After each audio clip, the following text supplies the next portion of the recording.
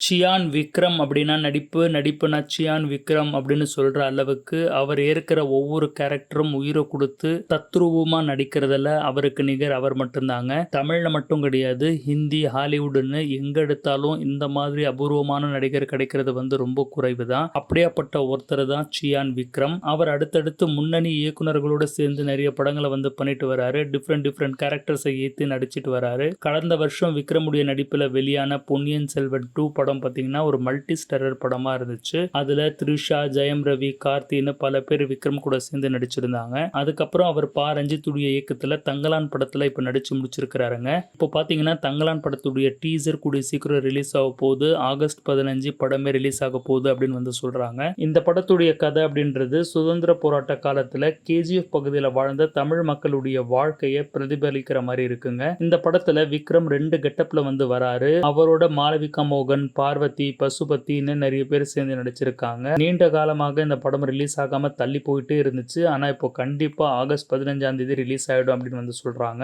நாளைக்கு இந்த படத்துடைய ட்ரைலர் ரிலீஸ் ஆகும் அப்படின்னு சொல்லியிருக்காங்க. ஸ்டுடியோ கிரீன் நிறுவனம் இந்த படத்தை ரொம்ப பிரம்மாண்டமா தயாரிச்சிருக்காங்க. பா ரஞ்சித் அவர் இதுவரைக்கும் எடுத்த படங்கள்லயே வித்தியாசமான ரொம்ப மெனக்கெட்டு எடுத்த படமா இந்த படத்தை உருவாக்கி இருக்கிறாருங்க. இந்த படத்துடைய ஒவ்வொரு ஃப்ரேமை பார்க்கும் போதும் வாழ்வியல அப்படியே தத்ரூபமா எடுத்து காட்டுற மாதிரி படமாக்கி இருக்காங்க அப்படின்றது நல்லாவே தெரியுது. சுதந்திர போராட்ட காலத்தை ஒட்டி உருவாகி இருக்கிற இந்த தங்கலான் படத்துல பாத்தீங்கன்னா அந்த காலத்துடைய மக்களை நம் கண் முன்னால அப்படியே கொண்டு வருவாங்க அப்படின்னு நம்ம எதிர்பார்க்கலாம். போலார் தங்க வயல்ல பல்வேறு இன்னல்களுக்கு ஆளான தமிழ் மக்களுடைய வாழ்க்கையை இந்த படம் கூறும் நிலையில மாளவிகா மோகன், பார்வதி உள்ளிட்டவர்கள் பாத்தீங்கன்னா இந்த கேரக்டருக்கு ரொம்ப அழுத்தமான தன்னுடைய நடிப்பை கொடுத்திருப்பாங்க அப்படின்னு நம்பலாம். மொத்தத்துல இந்த படம் மிகப்பெரிய அளவில் தமிழர்களுடைய வாழ்வியலை வெளிப்படுத்தும் படமாக அமையும் அப்படின்றதுல எந்த ஒரு மாற்று கருத்தும் இல்லைங்க. இந்த படத்துக்கு நீங்க எந்த அளவுக்கு எதிர்பார்ப்பா இருக்கீங்க அப்படின்றது கமெண்ட்ஸ் பண்ணுங்க.